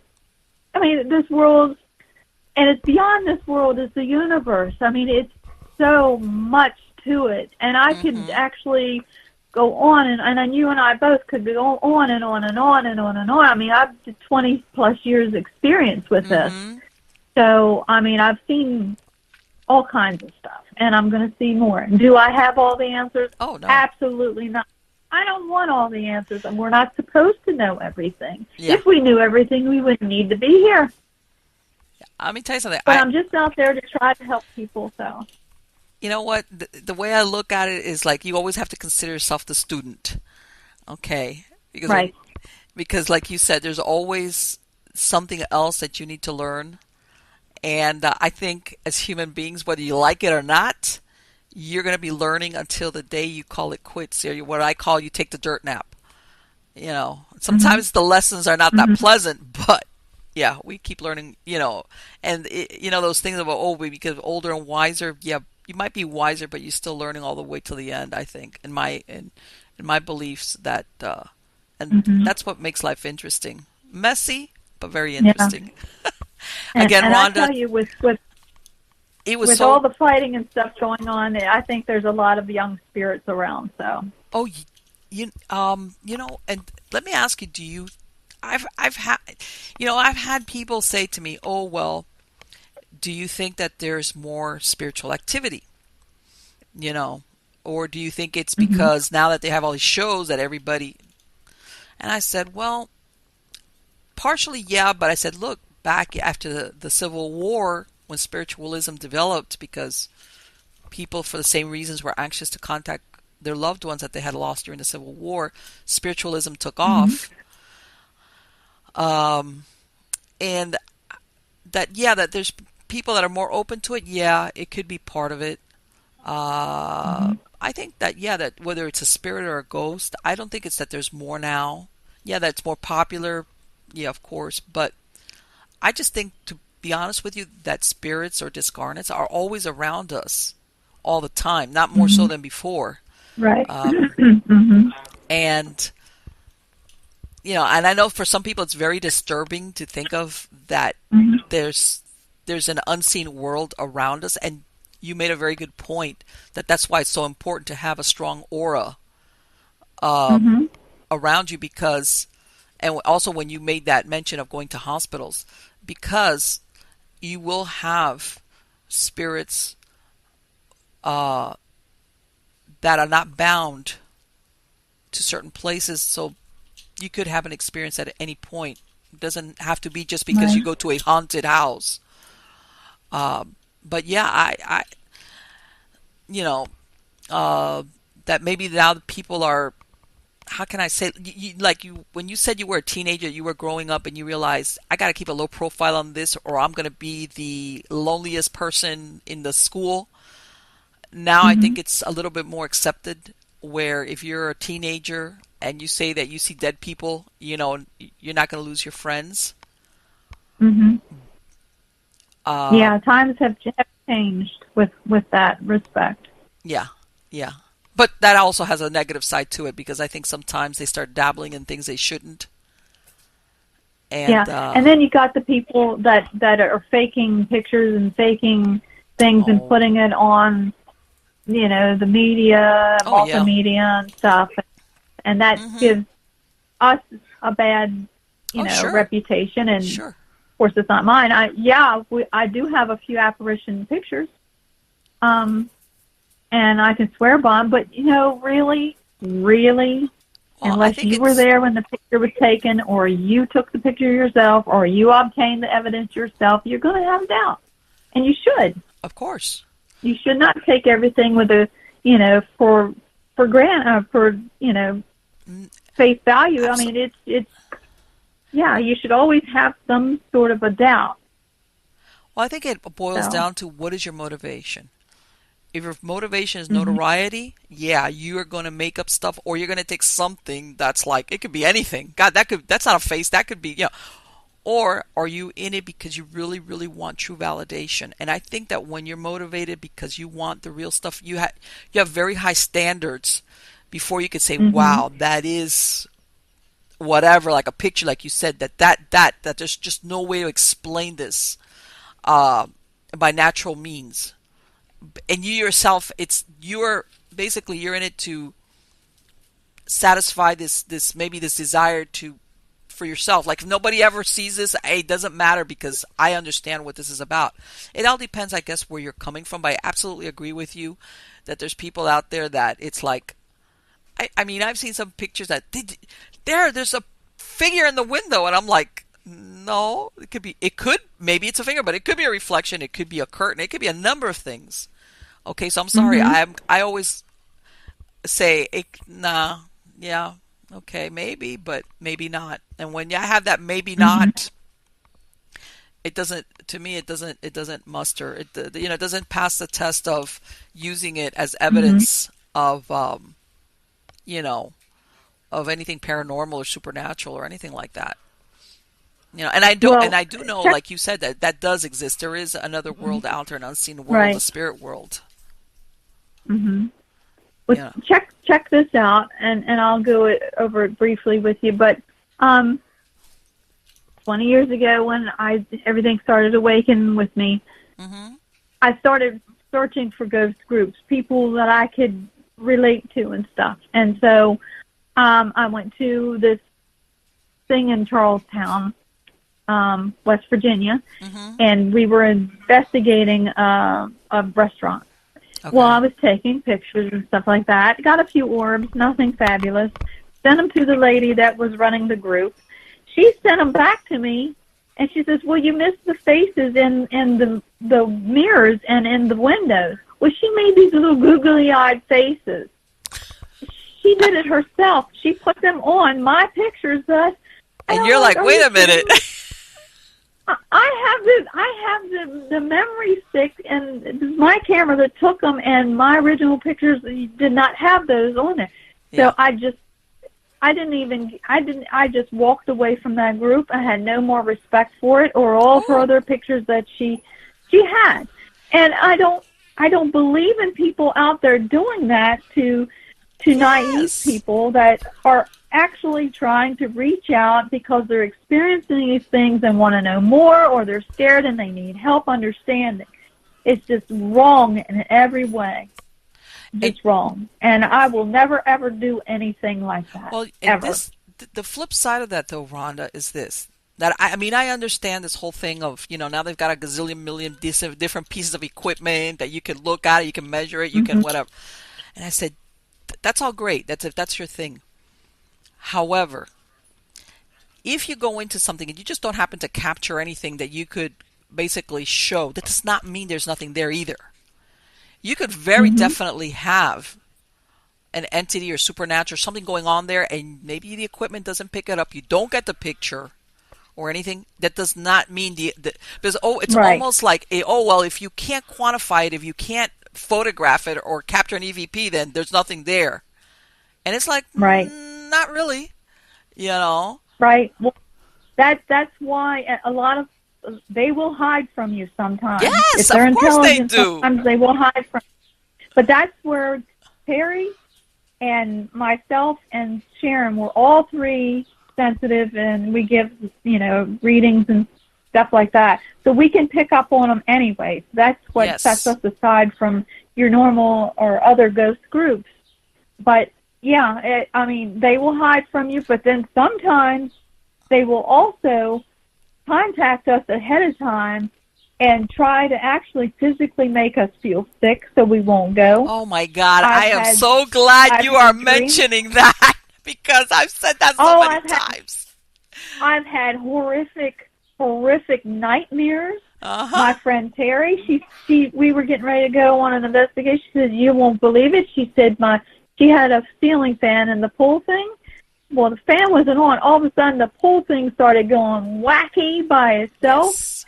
and she just tells her to get the hell out of the house and leave her alone. I mean, she's so used to this stuff anymore.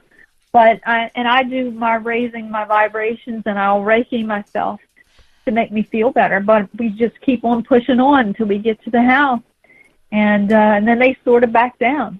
And you know what? But yeah, they will try to manipulate you like that. And let me put something else out here before I forget about it. I have Lyme disease, and I have a memory issue sometimes. But and now I just forgot it. Oh my golly. Well, Yeah, just like that, I forgot it. I forgot don't what I worry. was Let going to me. say. I'm gonna and you tell me if it comes back to you. But only somebody that's worked in this field for a while identifies what you just did. Okay, which is that sometimes even Mm-hmm. before you might even get called in a case, things start happening. Or sometimes everybody Right. thinks that the stuff starts going on when you get to wherever it is that you're going. And I'm like, no, no. Especially if you have a truthfully, you have an intelligent haunting going on. Um, they're kind of ahead of the curve on it. And they start doing stuff to the people that are going to go out there just to hopefully Mm-hmm. And I said the same thing. How many times have I had people say, yeah, yeah, yeah, oh, come out quick, oh, it's the end of the world, and then they'll call you like a couple of, oh no, Mm-hmm. we can't, and I was like, I expect it all the time because if they can't do it to the investigators, they will do it to the people that live there. They try to detour that what I call an intervention sometimes. As a matter of fact, that was sometimes my heads up going into a case that there was something there because stuff was happening. It was like, okay, even though I'm going to keep this to myself, I can tell something is probably there because all these things are happening. Whether it's shadows or dreams or it could be a number of things. That was my heads Mm-hmm. up. It's like, thanks, you just told me that this is not some people having wild imagination to this place I'm going to. So I'm glad you brought that up. Only a Well, seasoned yeah. paranormal investigator is aware of that. Yeah. And trust me, I've seen a lot, and I'm sure I'm going to see more. I walked into one house. It was people using heroin. I mean, I could pick up on it. People had died from it. Mm-hmm. And when you're doing drugs like that, you sort of spirits that have had overdoses and things like that Right. will gravitate toward you, Yes. and you're just opening yourself up, Mm-hmm. and just more and more and more, and then you want more and more drugs, so you go down and down and down, and your vibrations are lower, lower, lower. Alcohol too. And another thing that I've seen too is sometimes sensitive people don't know how to deal with it. They Mm-hmm. won't reach out for help, and so what they'll do is they'll turn to alcohol, they'll turn to drugs, so they can Yes. deal with it to shut it off, and it doesn't shut it off. It makes it worse. Yes. And So, yeah, and and a you lot of can, people don't. Yes, I have run across that frequently, more than people think. More than that's which is when I told you earlier about like attracts like, and mhm, it's that's why it's so important what kind of energy you put out, even if you have to forcibly make your like work on it, like mhm, so if you're not really feeling happy, like try to do something happy, and people allow themselves to fall into a funk, but they make no attempt whatsoever to get out of it. And I was like, there's more reason just trying to be happy why you should do that. Because Mhm. out there's a lot of, if you persist in it. Don't get me wrong. Hey, there's times when you're sad and like it's like, feel it and deal with it and then move on. But there's people that unfortunately they Mhm. wallow in it, and they kind of like stay emotionally there in that pit long after they should attempt to get out of it. And then, like you said, they kind of attract energies to them that starts to, hey, before maybe you were sad, now you're going from sad into being really sad, and then all of a sudden you're depressed, and Mhm. you're like, wow, okay, how did that get here? So yeah, I totally understand what you're Mhm. talking about there when And it comes to stuff like that. and I've done readings and people that have they were ghosts or crossed over. Aha! I got it now. Ghosts with draining your equipment. Ghosts do not drain equipment. Okay. Ghosts will drain your body. This is how you can tell.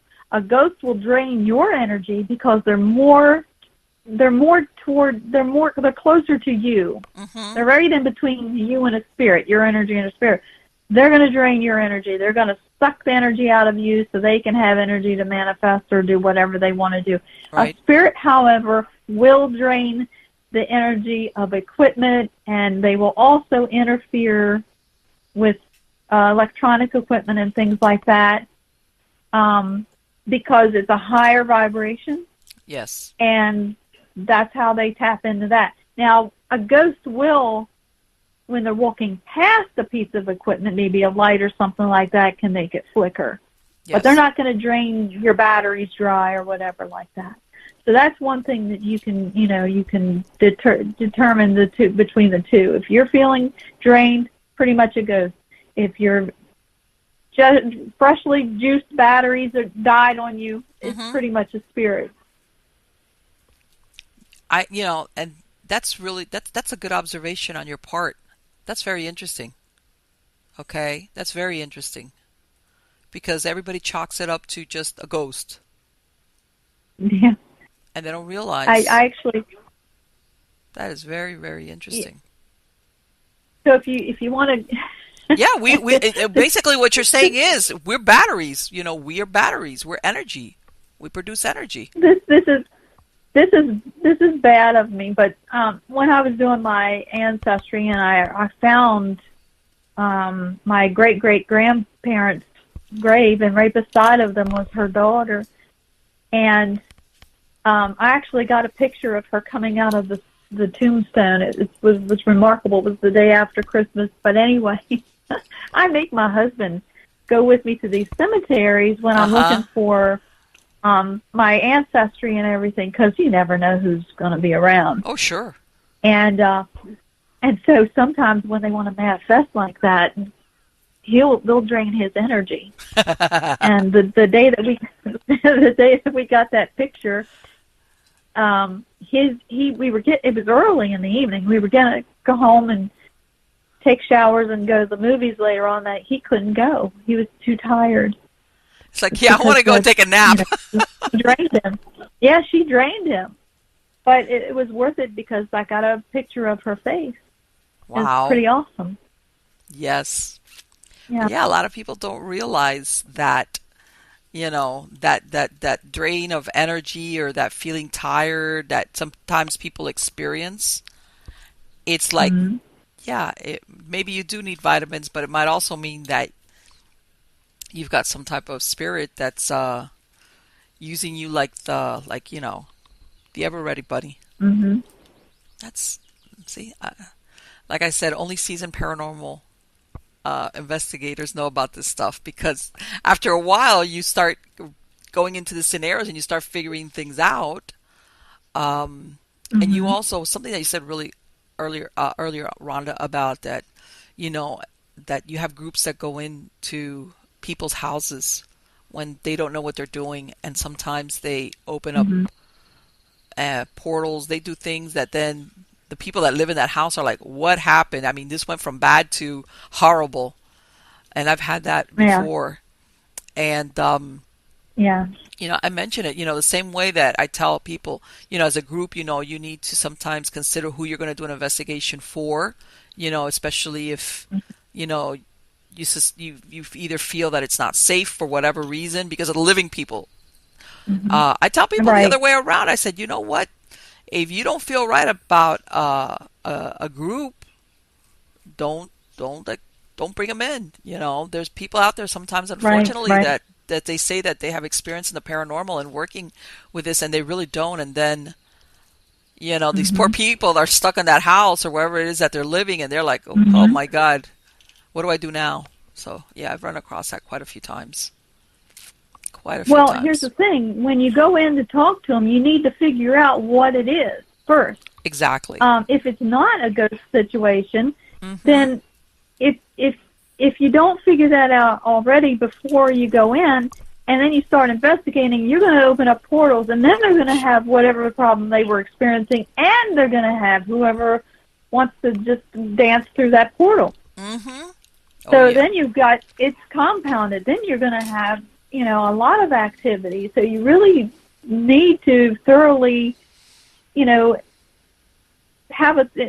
discuss what's going on with them and figure it out and get a good idea of what's going on before you go Sure. and investigate. And then I recommend highly that people do not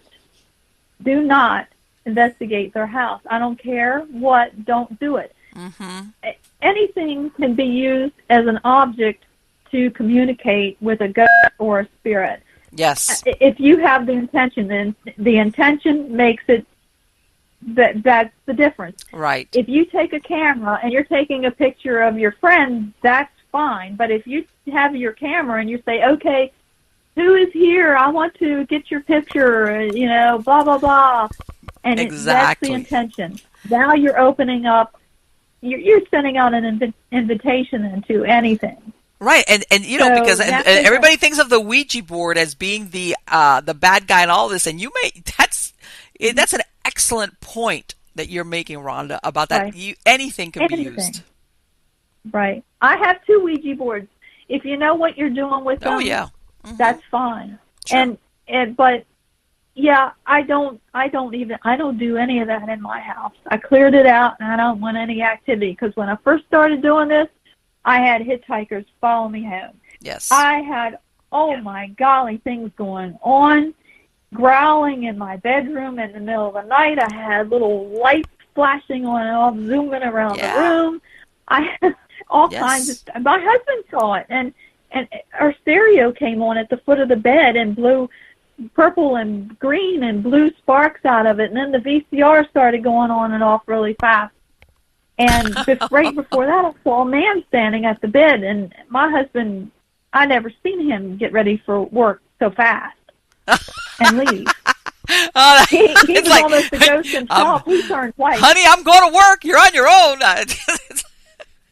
I begged him to stay home because it was like really, it was getting bad, and they would follow me into the bedroom because that's where I would go to sleep, and when you're sleeping, you're vulnerable. Yes. And so I had to and then I started reading books, and I read Sylvia Browne's book, and she said, you have angels. Ask them. They can't help you. They don't have free will like you do. You have to ask You have them, to and ask you have them, to exactly. bless them and send them love.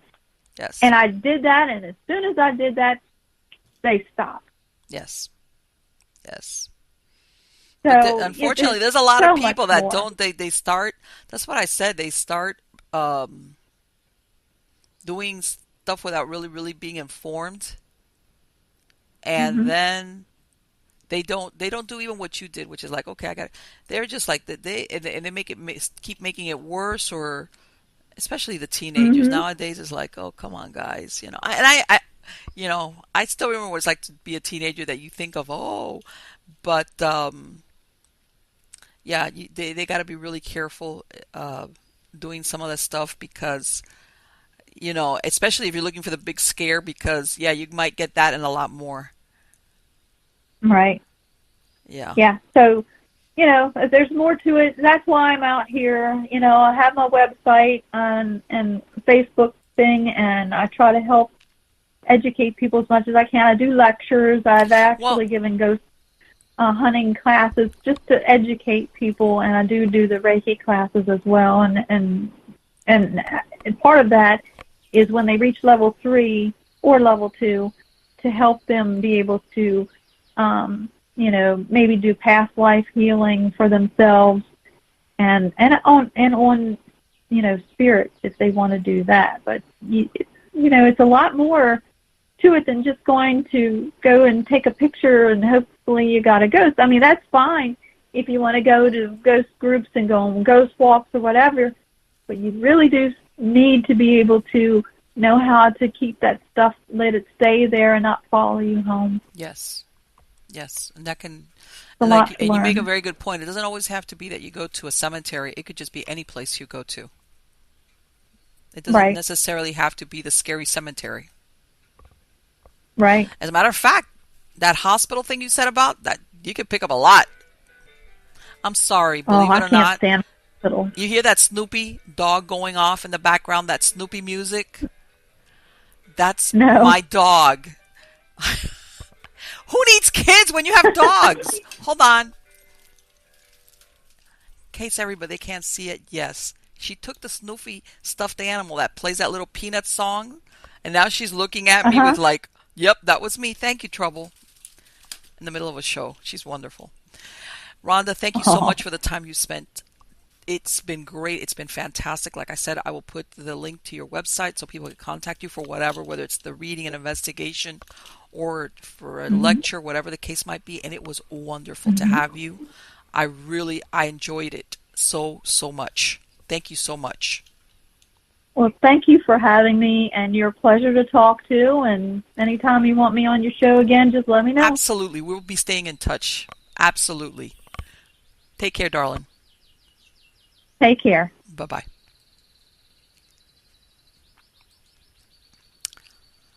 So, what did you think?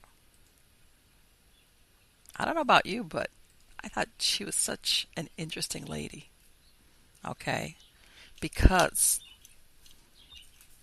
so much of what she said is what I've had my own experiences with.